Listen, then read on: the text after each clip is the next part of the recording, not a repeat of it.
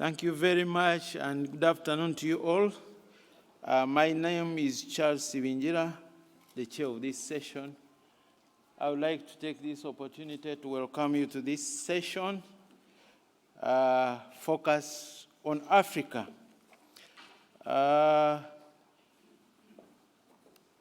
You will realize that nation member states have shared a commitment and common interest in achieving the Sustainable Development Goals by 2030. That is very clear. Achieving this will require significant investment, innovation, and partnerships in Africa. It will benefit from integrated approaches to health, development, and security, as well as consensus building, information sharing, and knowledge exchange. The African Union has made health one of its priorities, and we see increasing political commitment to invest in health in a number of African countries. New institutions have been built, such as the African Centers for Disease Control, CDC, African CDC, and primary health care is in the focus. I think from the earlier sessions, you noted that universal health coverage is at the forefront, and recently we achieved a charter about that, and therefore there are new initiatives to support African-led innovations, coalitions, and innovative funding platforms, and to strengthen research institutions. This requires additional investment in science, technology, and innovation in Africa to improve health, spur economic growth, and reduce poverty across the continent.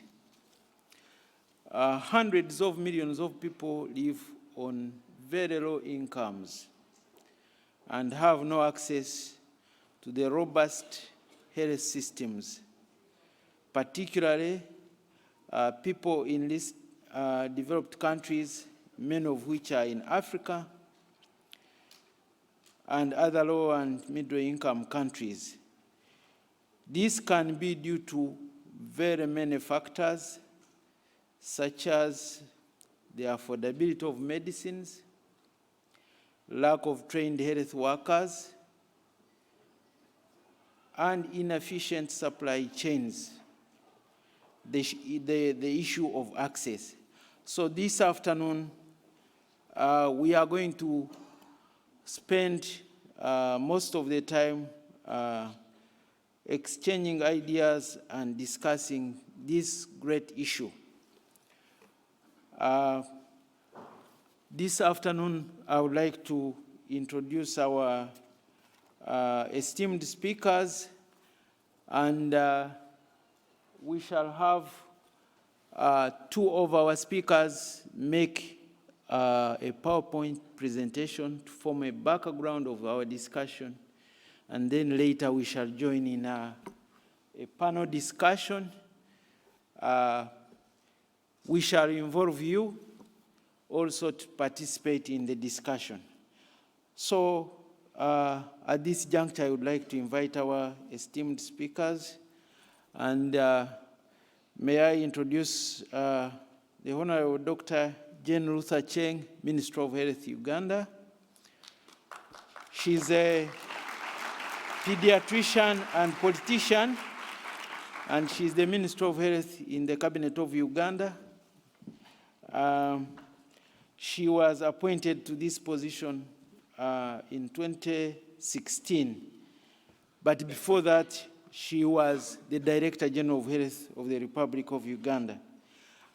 Also, at the panel, we have the Honorable Minister of Health from the Republic of Ghana, Ajemang Manu. Honorable Minister, you're welcome. And he has served as the chairman of the Public Accounts Committee in the immediate past parliament, and was the acting CEO of the National Health Authority in 2006, and also the Deputy Minister of Finance and Economic Planning under the former President Akufo administration. Under that government of President Akufo, he served in various ministries as Deputy Minister of State in Trade and Industry, Interior, Finance, Communications, Roads, and Transport. He has served on very many boards, and he's a very, very experienced minister. Together with the honorable ministers, we have other speakers who are going to make PowerPoint presentations. And we have Jay, who leads Access to Medicines Foundation as an executive director. She directs the foundation's strategy, its stakeholders, dialogue, and research programs. As a spokesperson, she is actively involved in stimulating change within the pharmaceutical industry. Also, we have Mr. Thomas Cune. Please come forward. He's the Director General of International Federation of Pharmaceutical Manufacturers Association, based in Geneva. And this is an umbrella body of more than 35 global research-based pharma companies and more than 50 national and regional pharmaceutical trade associations. He's also a board member of the City Cancer Challenge, which has 2 African cities, and therefore he has the experience in Africa. One of the cities is Kumasi in Ghana and Kigali in Rwanda. Among its now 8 learning challenge cities, and chair of the Antimicrobial Resistance Industry Alliance Board, which includes again the big pharma. So our esteemed speakers, we are privileged to have you this afternoon, and I would like to straight away invite Jay to make your presentation. Thank you. Thank you,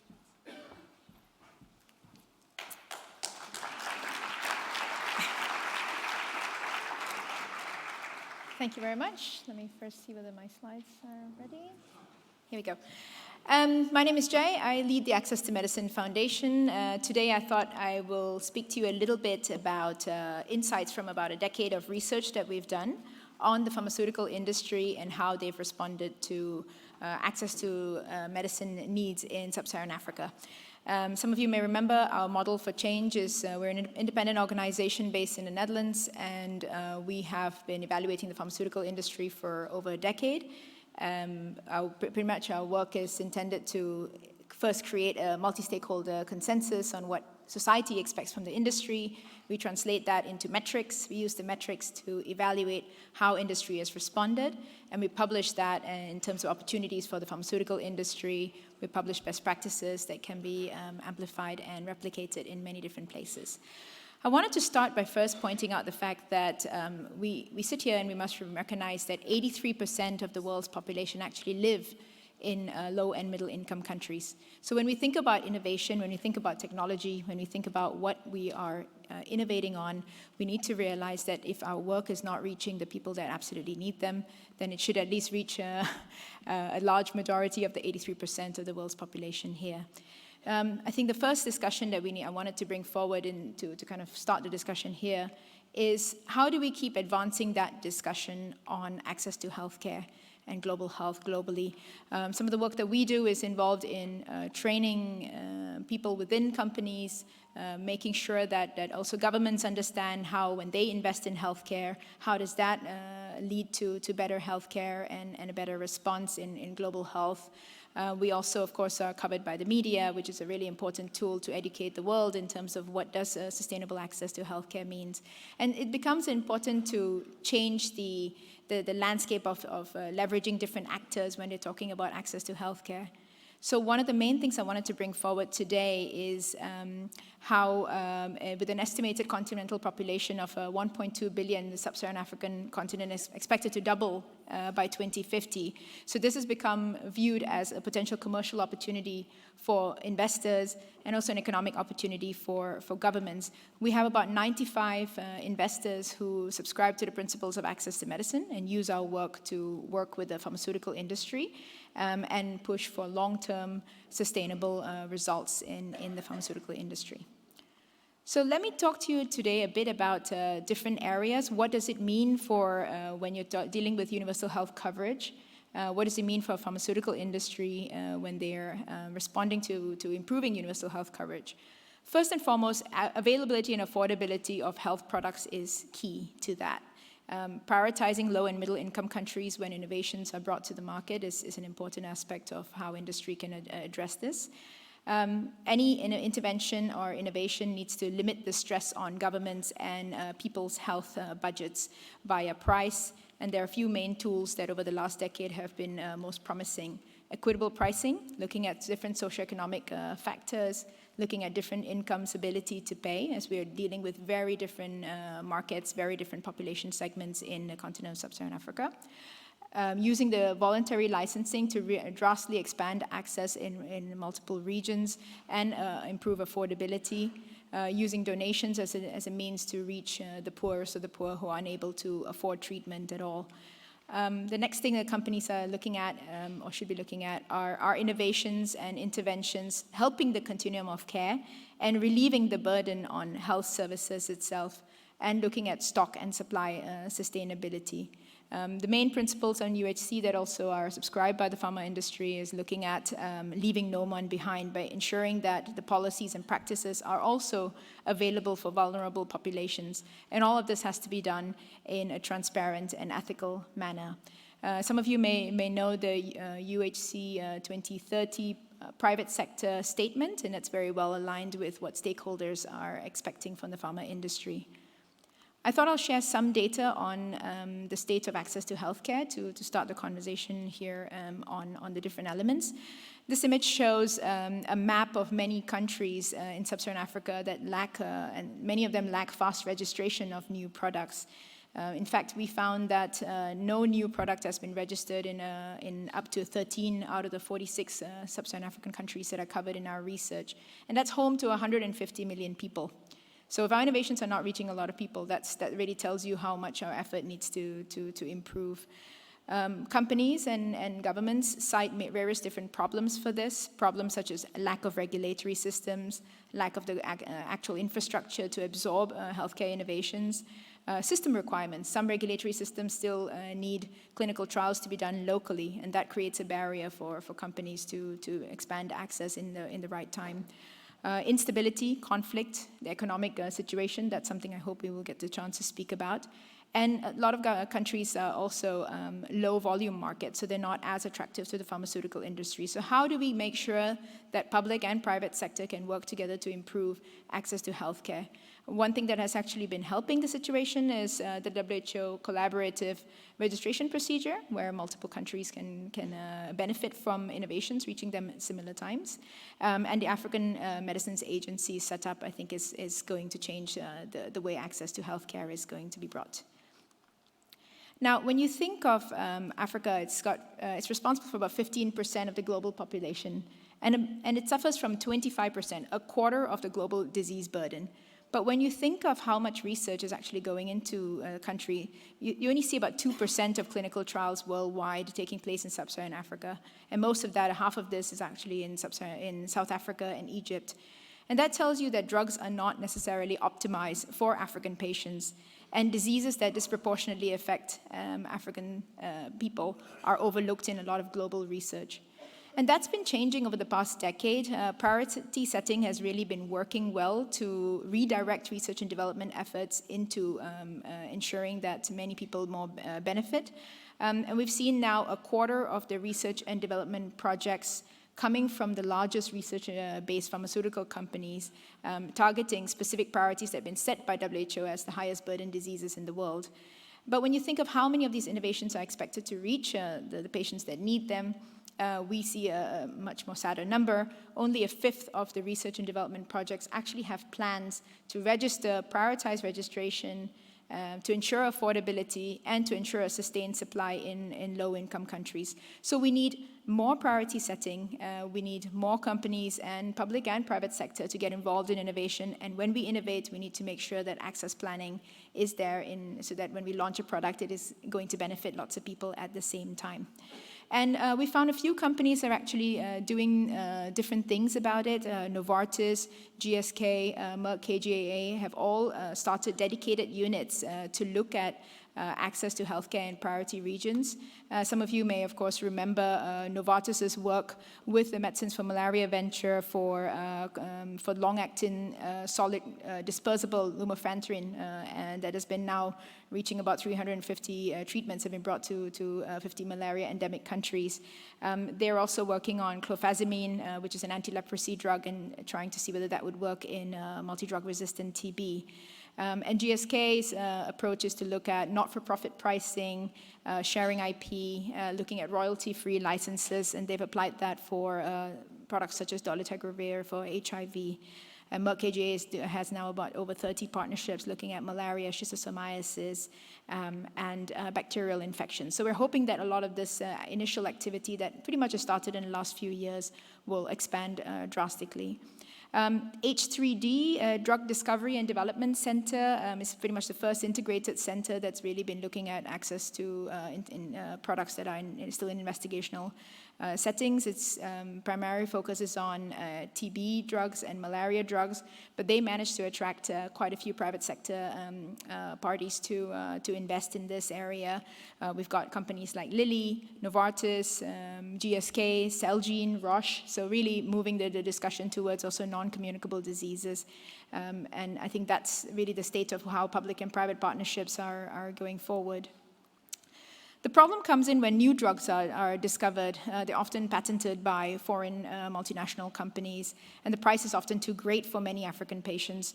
We see about 16 out of 20 companies today make a general commitment for equitable pricing.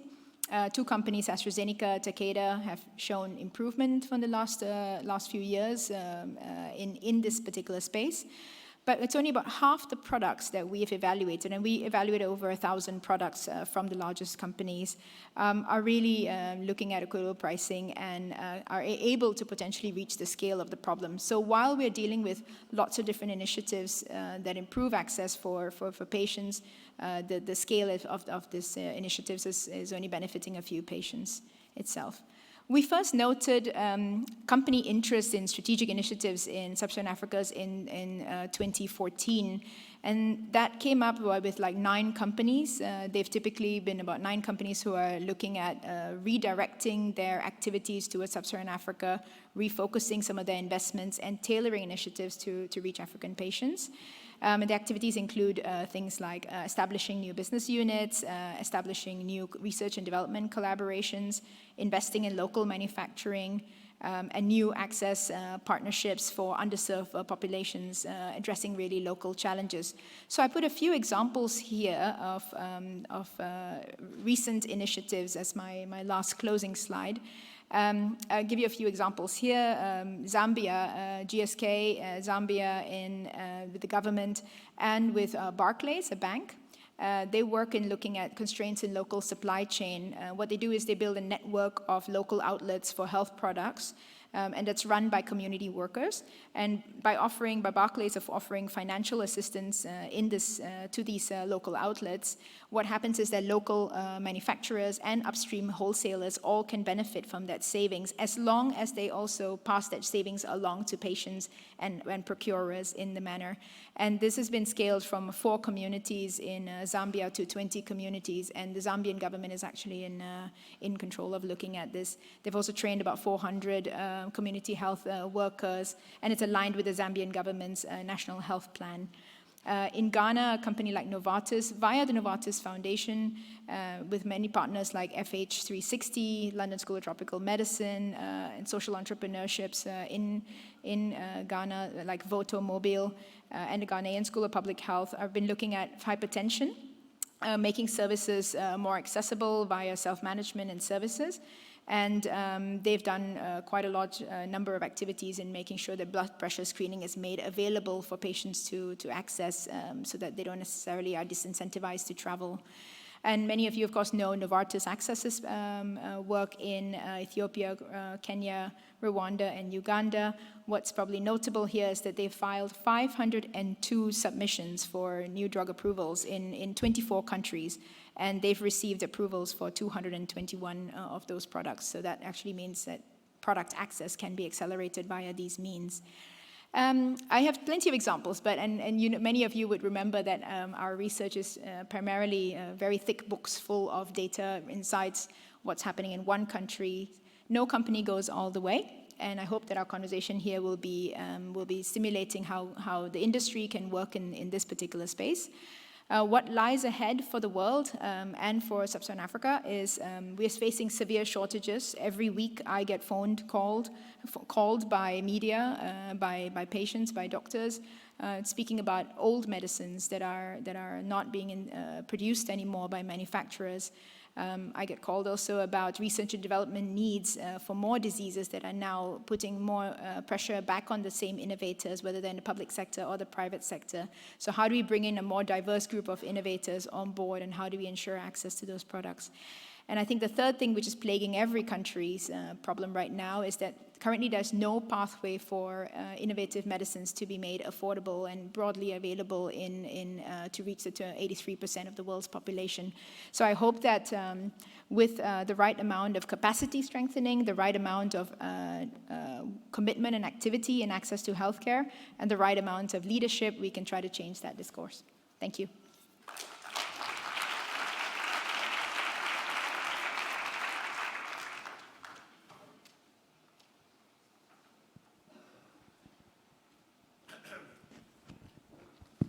Thank you, Jay, for that presentation.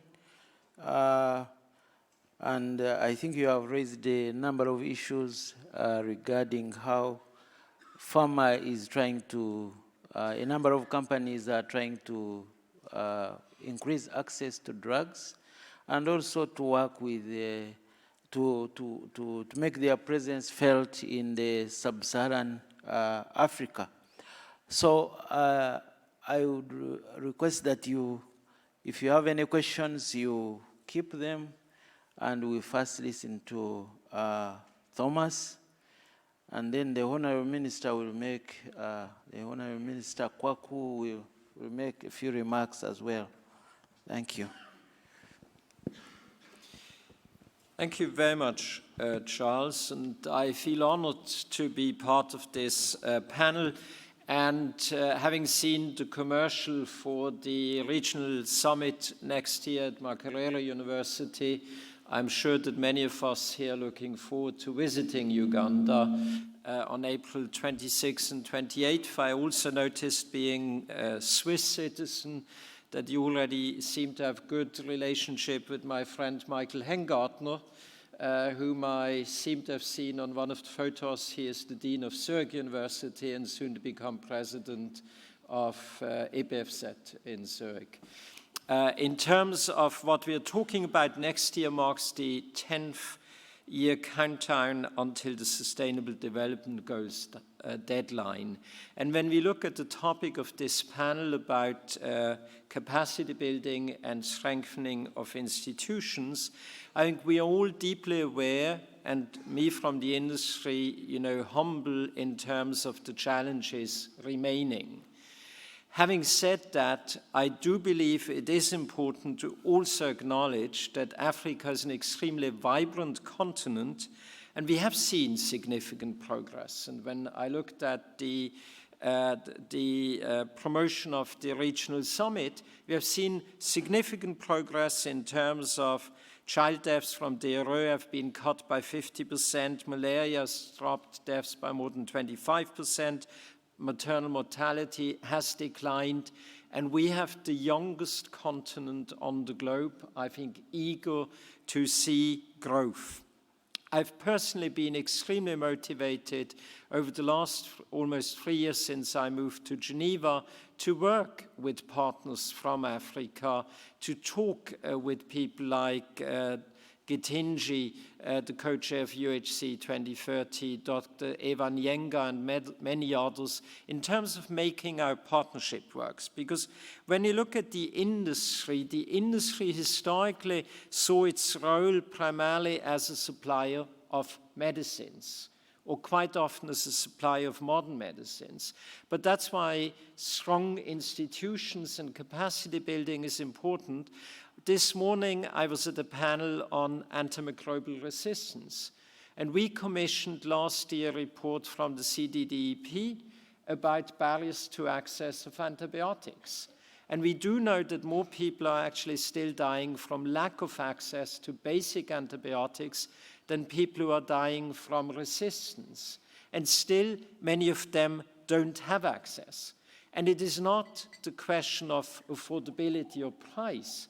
It is about lack of diagnostic tools, lack of healthcare professionals, lack of institutions. That's why I think we all need to come in and contribute with our respective strengths. Nobody on their own can solve the problems we are faced, neither the governments, nor civil society, nor the industry, but we have to be willing to leave our comfort zones and get into action.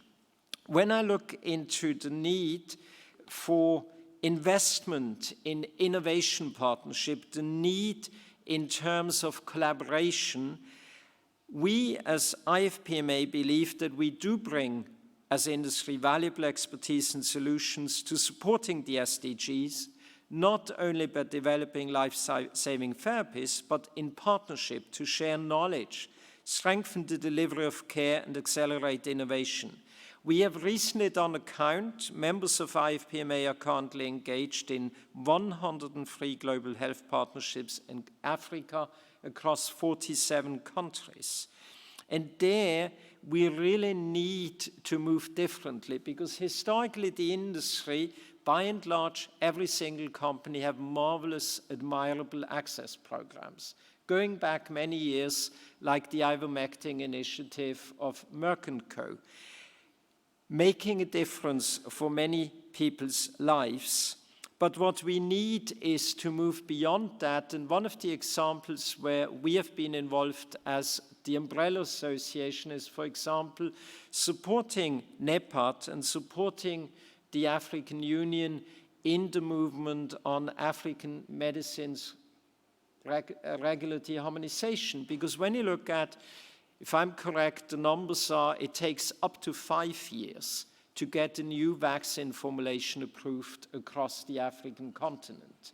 I met with the Social Affairs Commission of the African Union recently in Yokohama, and we talked about the importance of making progress in regulatory harmonization. And I see great intention movement, but I think we need to move from declarations into action, because it does make a difference whether you have to undergo 54 national regulatory processes or just one.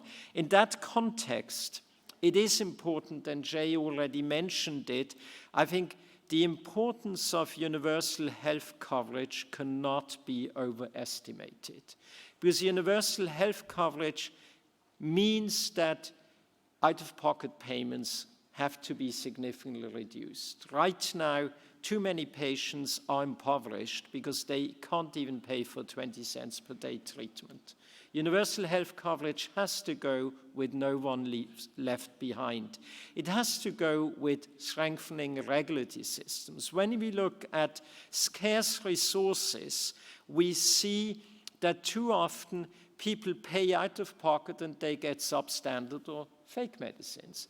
That's why UHC, if you do have a strong regulatory system, will come with a national formula, will come with much better control to make sure that nobody pays for medicine where they are deliberately deceived, because on an antibiotic they could be dead. If somebody buys a fake Swiss Rolex, too bad for them, because it means they bought it on the grey market, and if you buy on the grey market, you know you get what you deserve. With medicines, I think it's really criminal intent, and we need to join forces to make sure that this does not happen. A second element is too often, and we have seen this in the antibiotics area, for example, in India, where CDDEP and Ramanand, they looked into the antibiotics prices and saw that actually public procurement prices often exceeded, for old antibiotics, the price of novel antibiotics. Something somehow is wrong. And we know that's also the case if you have weak procurement system. In African countries, it's wrong because it means you lack the professional approach. And I occasionally have discussions with Zed Barkley from Gavi, and he, of course, he boasts rightly how per $1 invested in vaccines, you get $57 in return in economic value. One of the reasons is his organization is extremely successful in squeezing our members and making sure that you don't overpay. And if we are serious about improving access, we need to say that we need to find ways and means. When you look at the Knowledge Hub, which we launched last Friday, the Global Health Progress, we have an amazing number of partnerships from companies, and I invite you, have a look at that. What we need to do beyond that is really join forces, team up, and scale up. In terms of scaling up, it means unless we find ways and means, for example, to allow differential tiered pricing on a larger scale, it's nice to have a pilot or two, but scaling up really will make a difference, and that's why UHC, I think, is so important.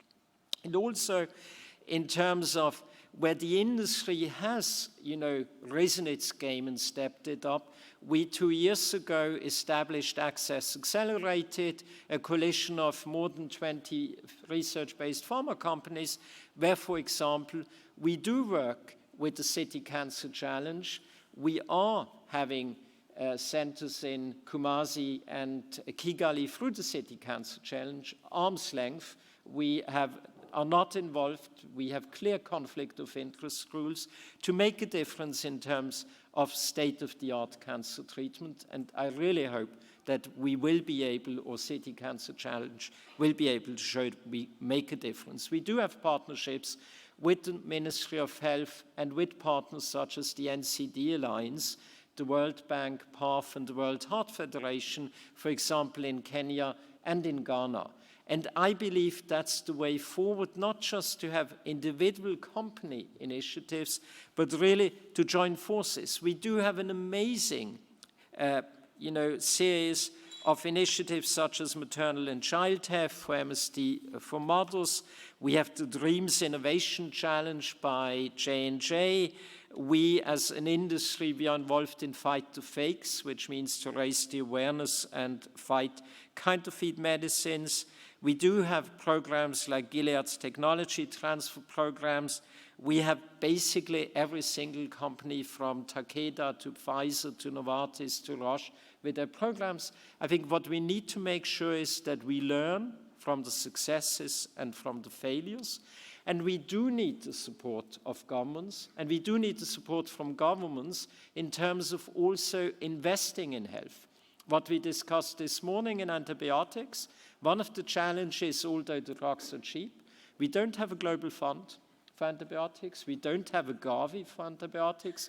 Therefore, as the President of Ghana said, we need to move our thinking from reliance on ODA, and official development assistance will continue to be important in quite a number of areas, but we also need the countries to make progress, further progress in meeting the Abuja targets. I recently looked at the WHO record keeping. Right now, I think there are just a few out of 54 African countries meeting the 15% of public spending spent on healthcare, or meeting the 5% of GDP spent on healthcare.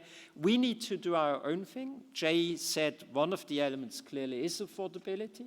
I think a second element clearly is our knowledge, know-how, and skill set in tackling system failures. But without the governments and the population supporting us, we will fail. That's why I look forward to listening to the two honorable ministers. Thank you.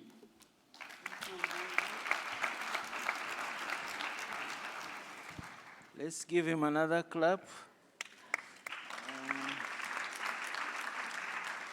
So in the interest of time, I think I would like to take the opportunity to invite the Honorable Minister from Ghana to share with us how in Ghana they have embarked on building capacity and strengthening the system to achieve access and universal health coverage for their country. Maybe you could even share experiences from your neighboring West African countries. Thank you very much, Professor. We are indeed building capacities and strong institutions, but we also have our typical challenges. Resource envelopes in Africa, especially sub-Saharan Africa, are nothing to write home about. There are several challenges with pharmaceuticals, dumping with support of our own people, counterfeit medications, so much so in our markets. Ghana has a very proud legacy of a regulatory agency, the Food and Drugs Authority, well known across the globe. We've invested expanding capacity for testing and registration. Yet, the enormity of these counterfeit drugs continue to be a big threat and a challenge in our quest to achieve universal health coverage. And I think that is the situation the globe will need to assist Africa. We don't seem to have the capacity to check and control that. We need to do more to support us. Health strengthening, system strengthening model provides a perfect investment framework. And this will ensure we align our policies and efforts as we strive to achieve universal health coverage. We are investing in creating a framework that ensures that we institutionalize and sustain the sharing of information on every aspect of health. Make Africa a giant learning laboratory where information is seamlessly available. We are addressing the global health security threats by working on our surveillance and early warning systems. And Ghana, I think, has actually improved on this in this area. For the last 2 years or so, we have encountered 3 major threats that triggered our emergency response systems. And if that were a test, we will have actually succeeded. We've contained H1N1 situation epidemics that were found in a particular senior high school. And we managed to contain the virus within that small environment in a very short period of time with support from WHO. We saw a case of Lassa fever in one of our facilities, triggered our emergency response systems, and within days, we have contained just one case, never spread to anybody nowhere in our country. Last month or 2, we encountered resurgence of polio when actually we were preparing to come to announce eradication. We've managed to contain that situation. Quickly, we do our emergency response systems connected One Health approach, calling veterinarians, agric, sanitation, and what we identified, 4 incidences, 1 in human, 3 in the environment. And within days, with support of WHO and UNICEF, we managed to contain this, never spread across our country. Geographical areas where we found these challenges were actually cordoned off, and we managed to look at that. So it looks like we have actually managed to set up a health security system that drives our emergency response, and I believe we are not very comfortable with it yet. We still have a lot of room to improve on that matter, and we are moving forward. Abuja targets. I have said in one forum, I think at the UN General Assembly, that I don't understand what motivated our leaders to sign on to that declaration, because it has never been achieved, and from my observation, it will never be achieved. The only reason why they might have been provoked or motivated to sign was commitment and demonstration of their willingness to help fight what are threats in that part of the world. 15% of our budgetary expenditures into health alone is a misnomer. I mean, it's a dream. But I believe that because they were eager to demonstrate to the world that they have commitment to fight health issues, that is what made them sound to the declaration. But I think it is time for us to take a real look at it and look at realistic numbers that we can actually achieve. Ghana is moving that fast, and probably faster than almost all the countries in Africa, especially sub-Saharan Africa. We are on record to have deployed the largest drone technology around the globe at the moment. We've set up the first center that is delivering. We have just commissioned the second center that is also delivering essential medicines, blood, vaccines to hard-to-reach areas. We have just about completing the deployment of very comprehensive logistics management information system that is actually becoming the tool to support our logistics management systems in our country. That completed, together with the drones, we have our last mile distribution actually activated, and therefore drug distribution, its procurement, and visibility on the usage and utilization is becoming very, very much more efficient. And that is how we are building and strengthening our systems and our institutions. Apart from this, we are digitizing our health system. After piloting and connecting 36 institutions, patients' records management is becoming something that is becoming innovative in our country now. We are now deploying across the country, and in the next 24 months or so, we might have connected close to about 5,000 facilities in our country, including even those at a very low-level health centers. That may become the framework or the platform for the beginning of very efficient telemedicine system. That health, e-health system we are running has a health surveillance system that will help us trigger emergencies if we find them anywhere in the country. It is a very integrated, comprehensive system that takes a patient through OPD to wherever you go in the system, through billing, and then accounting even for monies that we actually collect in our facilities for better utilization, accountability, and transparency with internally generated funds.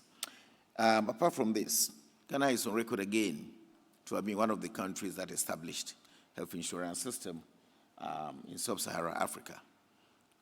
We carried it on. For some reason, we were seeing some deterioration and it was coming down. We are now reforming and building new things in there. Again, we are digitizing, and we are doing even renewals on electronic platforms and trying to fight fraud in the system with digitization. And therefore, we are again improving and getting numbers registered, and we are moving ahead to try to see how we can cover almost everybody in our country within the next few years to come ahead of us. Reforms are things that we are doing in existing facilities. We are improving our quality care. We are looking at how we can redistribute our health professionals across the country as a way of making sure that wherever you live, the type of care you actually benefit from wouldn't be very different from those who are sitting in the cities. So we're doing that to ensure that people have access to quality care across the country. We have trained so much that now, as I speak, as at last December, we're like doing better with the health professionals at the lower level, middle level, midwives and nurses. Looks like we have trained and went beyond WHO standards.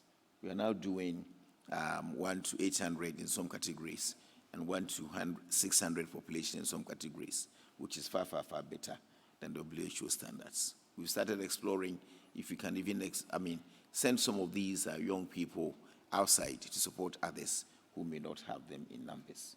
We have 85 training health institutions that are churning out these numbers. Almost all our universities are training some aspects of health, and they have started specializing. And government has even introduced free postgraduate training for our medical officers to add on the numbers and enable them to specialize to give us the quality care that we are looking for. I think I'll end here, and thank you so much.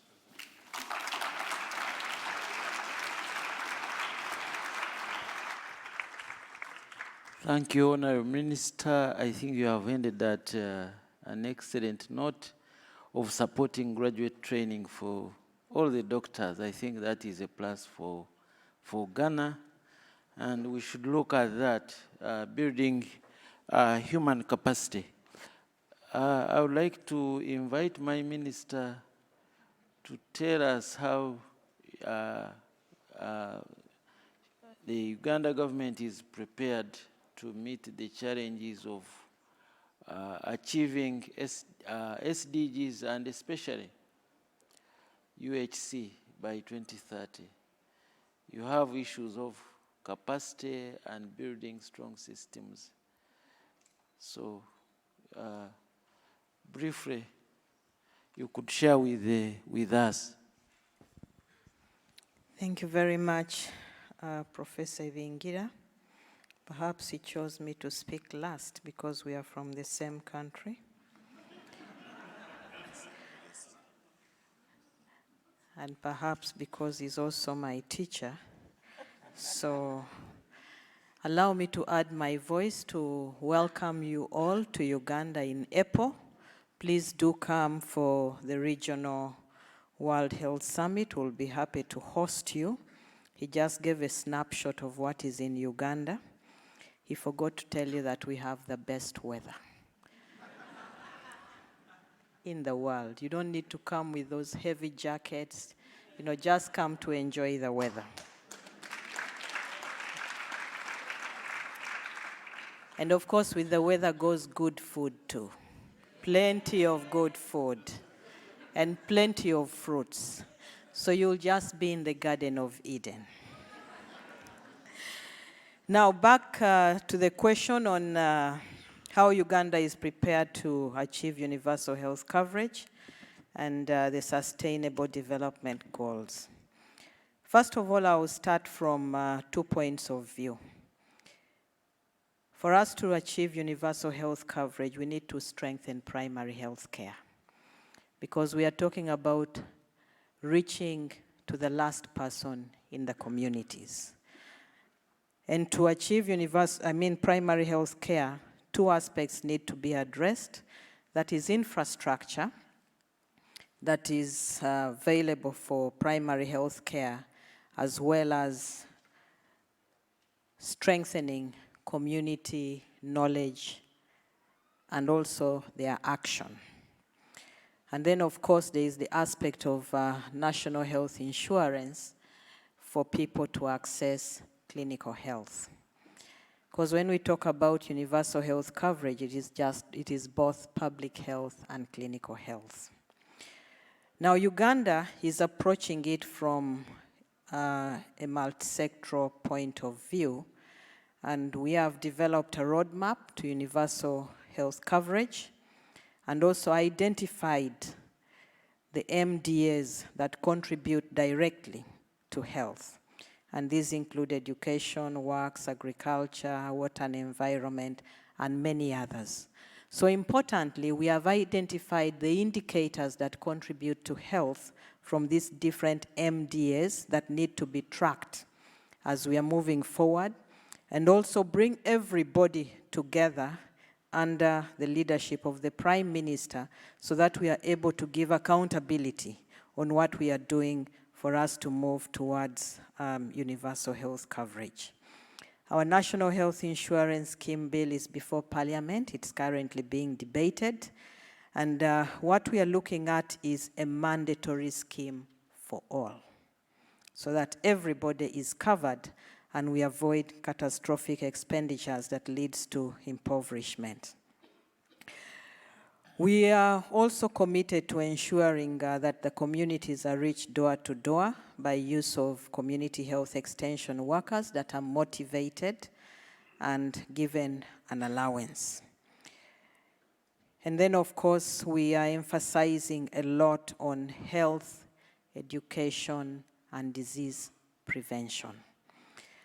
Through the community health extension workers, but also through reaching out to the communities with information that they require. Another very important aspect is to have adequate human resources available for the population according to the WHO recommendation. Uganda is not short of universities. You saw a snapshot of Makerere University. We have over 5 public universities that train medical students and many private universities. Uganda does train quite a bit. I think every year you churn out over 1,200 medical workers. The challenge has been attraction and retention. The challenge is not training. The training aspect that is a challenge is the specialized training that the universities are now working on to ensure that we have.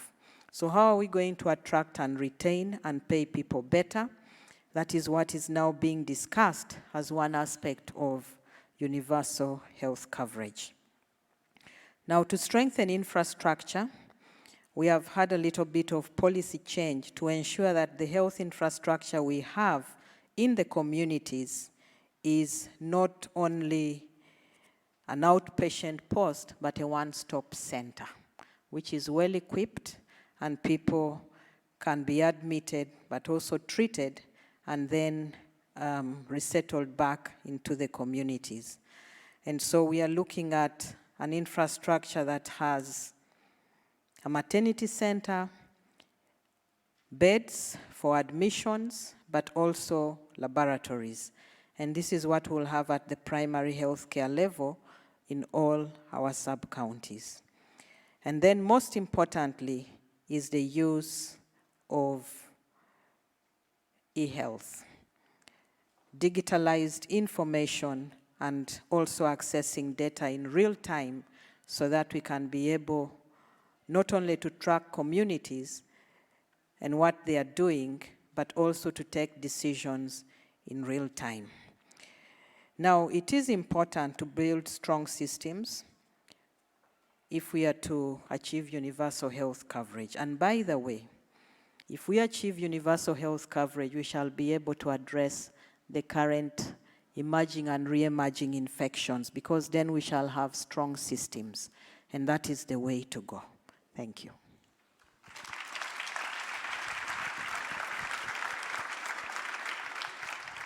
Thank you, Honorable Minister, for that snapshot about how prepared Uganda is. Mr. Minister from Ghana, you mentioned that I think you put yourself at #1 in Africa in establishing the systems. Could you elaborate on how you are catching up with the overwhelming population growth vis-a-vis the systems you are setting up? Because one of the challenges in Africa is actually the big population.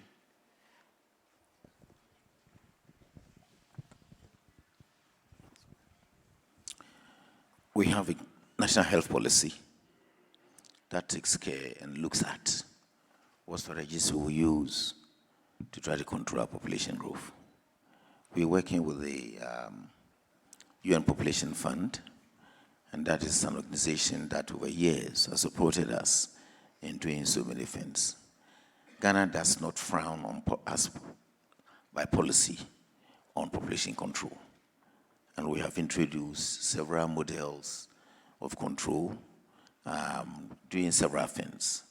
At one stage, we were even distributing contraceptives for free, to the point that we have to actually stop it when we're getting through financial challenges. But we have actually created platforms that enable people easily access population control. At the moment, we are debating as to whether we should put population control activities within our health facilities as part of our health insurance benefits package to ensure that people have access to what it takes to try to control population. But we do a lot of promotion and education in that area. Thank you. What is your contraceptive uptake at the moment? I wouldn't be able to give you numbers at the moment, I'm afraid. But, okay, thank you. You might get this sense on some of our platforms when you go searching for Ghana Health. So we've heard from our friends, the pharmaceutical companies. The minister made it very clear that we have a big problem of counterfeit. I'm just wondering why you are not working with the African countries to stem that problem. How do you work with African countries to set up systems to control counterfeit? It is a very big challenge. Easy question, complex problem. I think there are two main issues. Number one, the industry cannot do policing. That is not our job. I think people would be extremely suspicious if we would try to play police force. We do need, I think we need two movements on two issues. One is UHC and stronger regulatory systems, and as Minister said, Ghana actually has a pretty strong medicines agency, and I've been to Accra 2 years ago at the NEPAD conference on the African medicines regulatory harmonization. But what you need is to make sure that because of progress in UHC, a medicine gets on a national formulary, that you do have a distribution system with sufficient controls. When I go to a pharmacy in my municipality, I can be pretty sure in my country that it's not fake. It's not, it's not counterfeit. What you have, of course, is counterfeit is deliberate deceit. It's cheating, not just, the system, it's also cheating the patients. And there you need a combination, in my view, of national enforcement action and collaboration in terms of what kind of systems can be used. I do believe that digital can help us. For example, Europe, after quite a few years of preparation, has now introduced and implemented the Falsified Medicines Directive. And the way it's done is basically using a cell phone-based software where you can check based on the identification numbers that the medicine you buy is not a fake. I think there are probably almost as many cell phones available in Africa as there are in Europe, if not more. I do believe that we really need to think about the use of digital, but we also need enforcement rules. For example, if I buy for medicine, I will send my reimbursement slip to my health insurance. Therefore, because of the way the system works, I think there's an assurance that I buy it from a certified pharmacist or certified doctor. We do have some self-dispensing. And I think we need to think together, how can we address the challenge of counterfeit and fake medicines. My feeling is we have had plenty of conferences, even at ministerial level, but we really need to be more creative in finding solutions, and our industry is certainly interested to be part of, partner of the solution. Can I add something? Yeah. So the kind of responses that we've seen vary. There has been an increase in reporting. The pharmaceutical industry has reported whenever they spot fake versions of their drugs to WHO. And WHO is a central repository of reporting incidences and also encourages governments to report into that. So I think that has helped a lot. A few companies have been looking at things like a mini lab, like Merck has a mini lab system where they, community workers and healthcare practitioners can use a system to test whether a product is actually counterfeit, but I think scaling that is a big challenge and making sure that's available in different places. All the companies that we've been studying also look at barcoding their products, but I think the issue is that and packaging innovations that help to limit so people can tell the difference between the real ones and the fake ones. But the thieves, the criminals can keep catching up to this level of innovation. One thing that our stakeholder consensus has been pointing towards is when we're looking at systems that are purchasing medicines, going for cheaper and cheaper medicines, price sometimes overshadows the need for quality. So some countries do have the problem that when they're going for a tender system, the winner of the tender tends to be something that's potentially very cheap, and the quality tends to be questionable. And those particular manufacturers don't necessarily have to show a lot of barcoding and protecting their assets in the particular market. And of course, in some markets, we do have a lot of trade going in and out of substandard and falsified medicines and counterfeit medicines at the same time. But we do see a lot of companies find that this is of their interest because they want to sell their products and make sure that counterfeit products are not on the market. Yeah, thank you.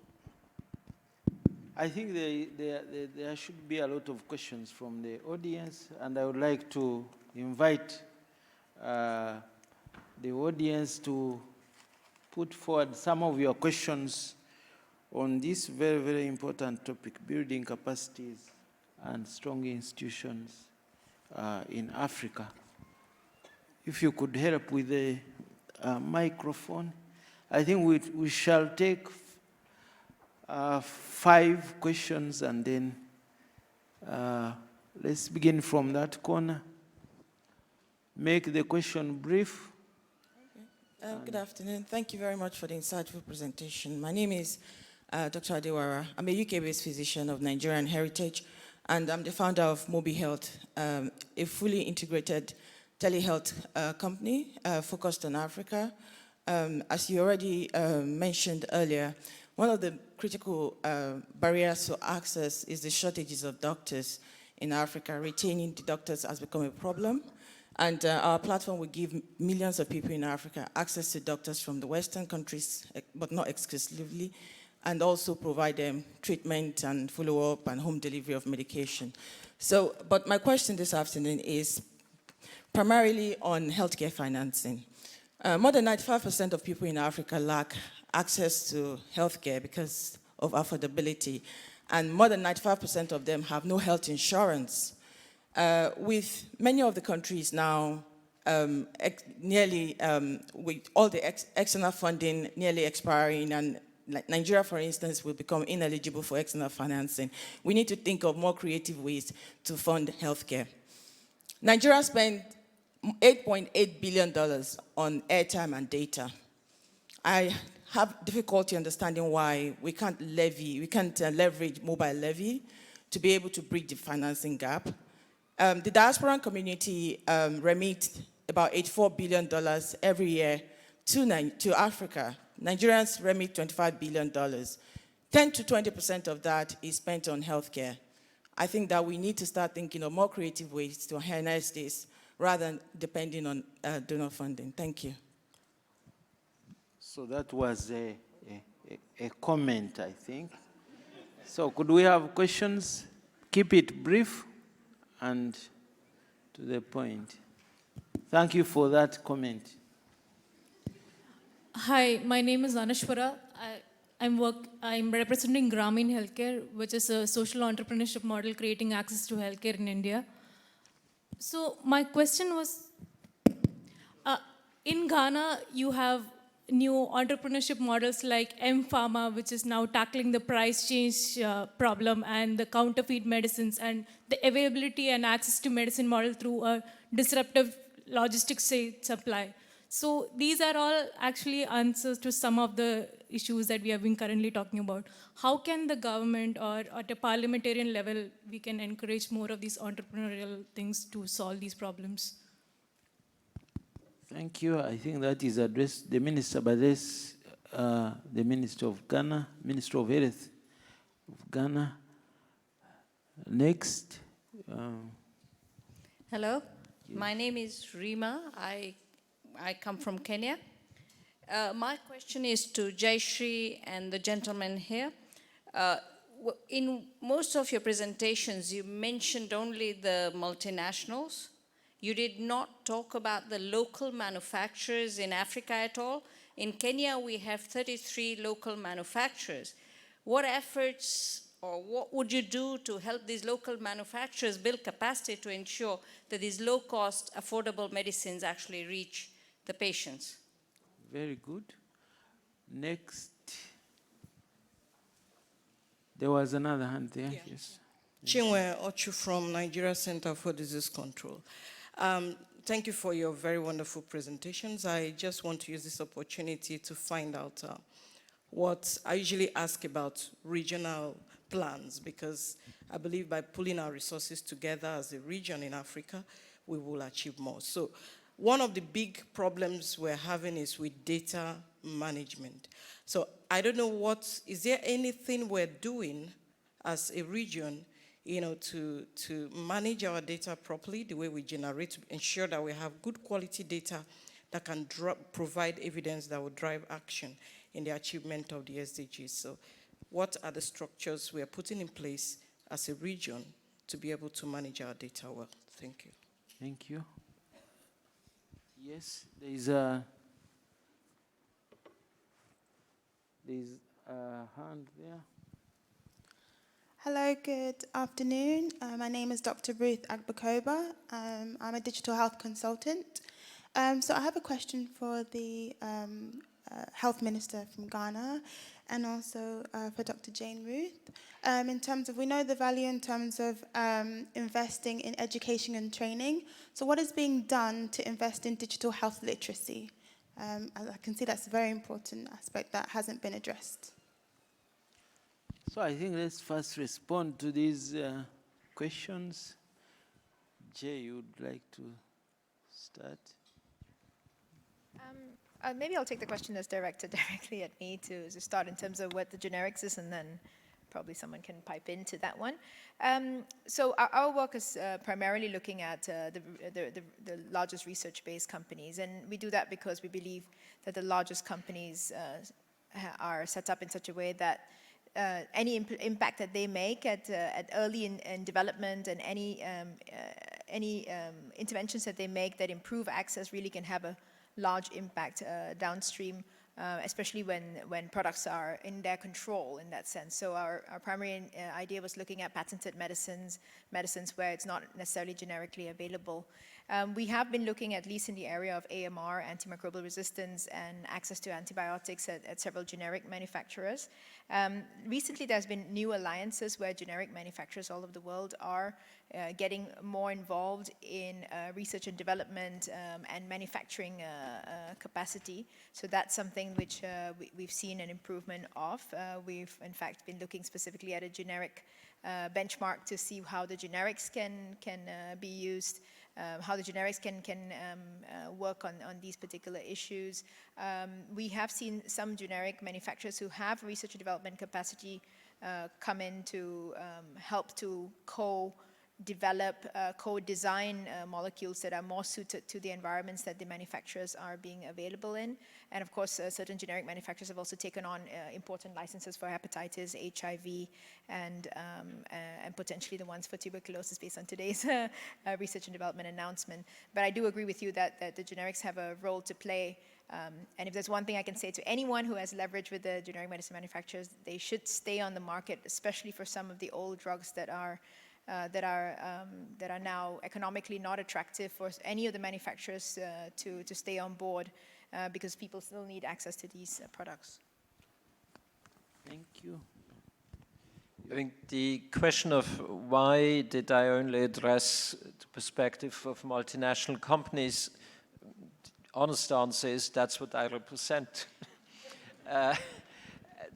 Having said that, in the AMR Industry Alliance, we do have many generic manufacturers in there, large ones like Teva, Cipla.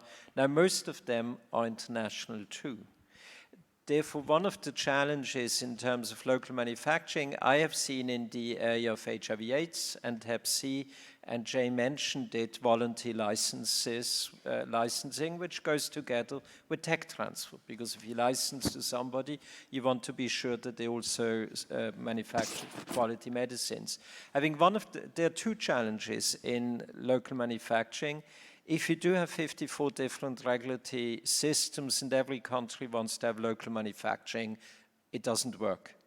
It doesn't work. Second one, I was in Kigali in spring this year at the AMREF summit and was asked by the chair of the African manufacturers, but Thomas, you honestly can't expect local manufacturers to meet the quality standards of Europe or the US.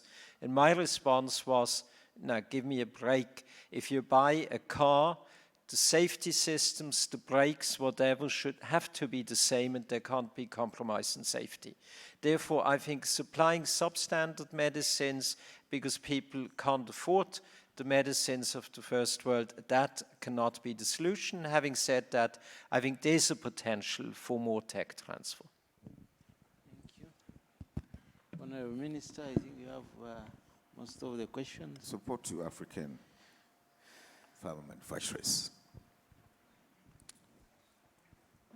Was it about a week now, I was arguing vehemently on a platform that we don't expect Africans ourselves to support ourselves. We have become consumers of drugs across the globe on the supply chain. That is all it is. The big corporates are outside. India, China, Europe, America. They manufacture, APIs are there, they wholesale, they retail, and Africans are only consumers. In my country, some corporates have formed alliances with a few people, and they themselves are even retailing in Ghana. How do we benefit? We were expecting that this type of support will come from corporates who are doing big business in Africa to set up manufacturing plants themselves there. Why would Japan leave Tokyo and come and set up manufacturing plants for their vehicles in Belgium and UK and elsewhere in Europe? That is it. The Africans, it's like we don't have voices. And we are just keeping quiet. And everybody's milking the continent.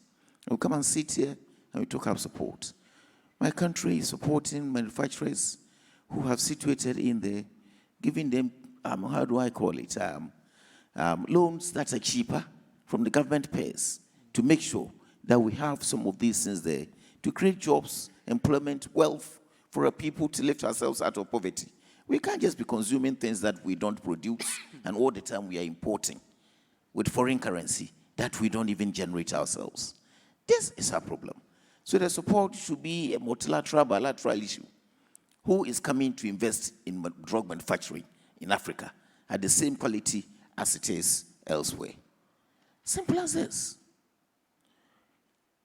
We can only support from the part of government with legislation, laws, and policies.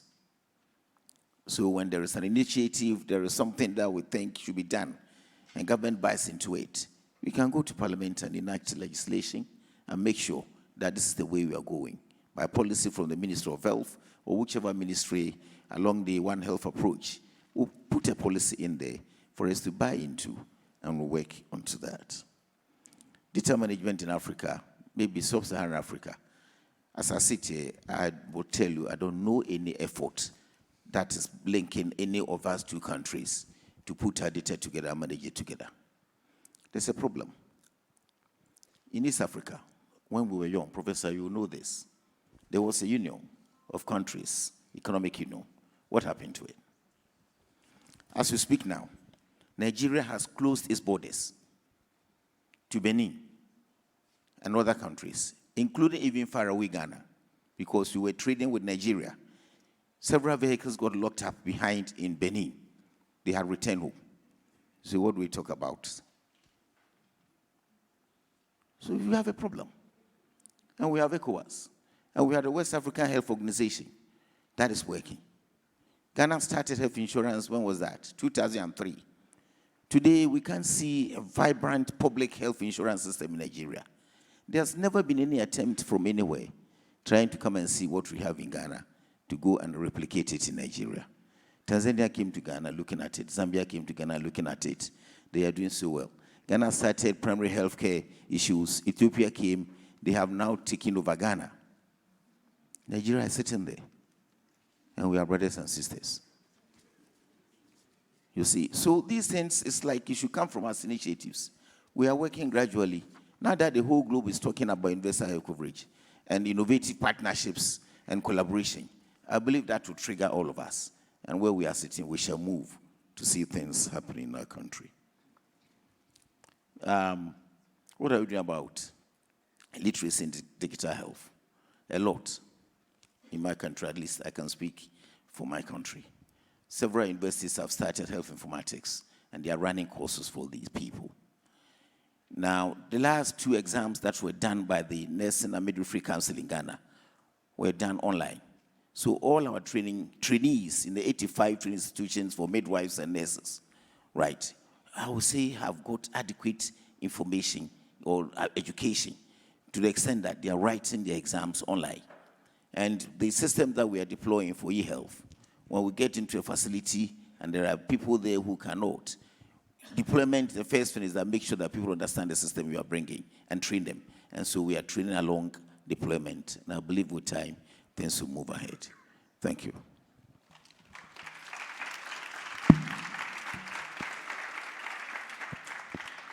So, Honorable Jenna Cheng. Yes, thank you very much. I'll respond on the issue of investing in digital literacy. First of all, let me say here that Africa is not short of information on digital literacy. What Africa lacks are the equipments, because we have universities that are training people, including Makerere University. And one of the things that I am very proud of is that our own students from Makerere University developed the software that we are using for digitalizing our health system, developed by our own people. Our communities know how to use mobile phones, and our communities collect information and remit into the health system directly to our servers. They have the capacity. So as I've said before, what Africa lacks are the equipments. And if we can get the equipments, then the system can be digitalized. Now, on regional bodies to manage statistics of tracking the SDGs, I'll just add a little bit. We do have regional bodies in Africa that track SDGs. For example, in East Africa, we have the East African Community that tracks what each country is doing. They meet on a regular basis. The chair rotates. But in other parts of Africa, as my colleague mentioned, there are also bodies that track. And again, we come together under the leadership of WHO's, the regional offices. So all this is being monitored. Thank you. Thank you very much. I think we are getting short of time. I would like to request each of the panel members to make a short remark as to how we can accelerate building capacity and building strong institutions in Africa to make sure we accelerate the attainment of the SDGs and also of universal health coverage. I would like to begin with my minister this time. Yes, thank you very much. And again, I'll be very quick. I always tell my people back home that health is politics. And if you want to succeed with politics, invest in health. As simple as that. Then you get everybody voting for you when they are healthy. And so what I want to say is that our leaders, and majority of them are now realizing that, need to know that we need to invest in health for us to have healthy communities so that we can focus on other areas when they are healthy. Thank you.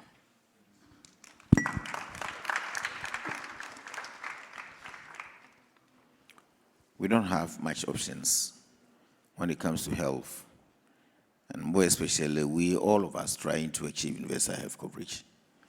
So we need a lot more political will, a lot more commitment to be able to increase investments into health, in all aspects of health. It's promotion, care, prevention, everything that we can do with health. It's a challenge because of the smaller budgetary envelopes that we have in some of our countries.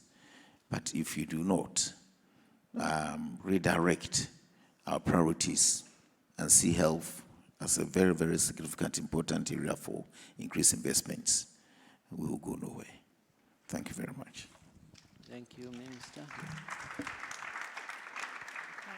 I think a lot has already been said, but to me, I think it's important to look at the entire continuum of care when you're talking about different diseases, and a lot of programs are still very vertically run, and in that way also very dependent on donor support to make the change. So there's three things I think we need to pay attention to. The first one is redirecting resources so that community health workers, somebody else can speak about that better than I can, to make sure that they bring healthcare to people who need them, prioritizing primary healthcare. We don't all just sign up to the declarations in Almaty and Astana to say that we want to prioritize this, we have to do something about this. Really taking attention on quality of treatments that are in the market, and making sure that bad quality products are wiped out from the market. And lastly, redirecting local investments. If the money is not necessarily coming in from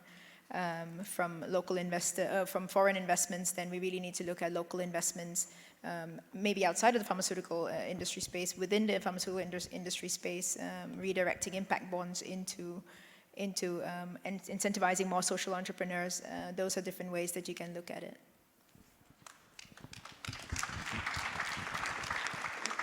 I think very brief from my side. One is certainly I endorse what Minister Dr. Jain said. Health is political at the end of the day. Therefore, you need to invest in health. And hopefully, if the politicians don't hear you, vote them out. Second element, I think, is really to focus on primary health care. I think that's truly important. And the third one, often forgotten among the SDG, is SDG 17, partnering. I was really encouraged in my discussions with partners in Africa and also during the UN General Assembly, the question whether one should involve the private sector, that's dealt with. The question is how to involve, and everybody understands that we need to do partnerships. Thank you. So thank you very much. I think health needs political commitment. Health, the SDG 3, requires support from all the other 16 SDGs, including the 17th, which is about partnerships. We need support from the developed countries, we need support from our neighbors and everybody.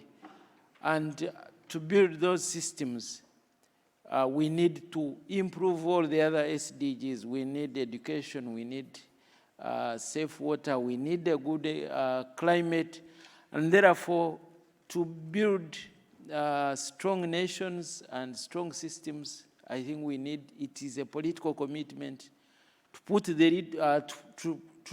prioritize and put some of the limited resources into health and all those other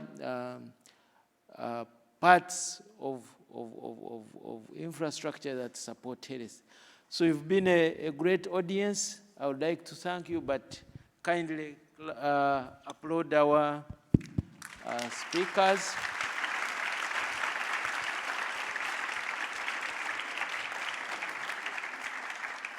So we shall continue to discuss this when you come to Uganda. I would like to once again invite you to the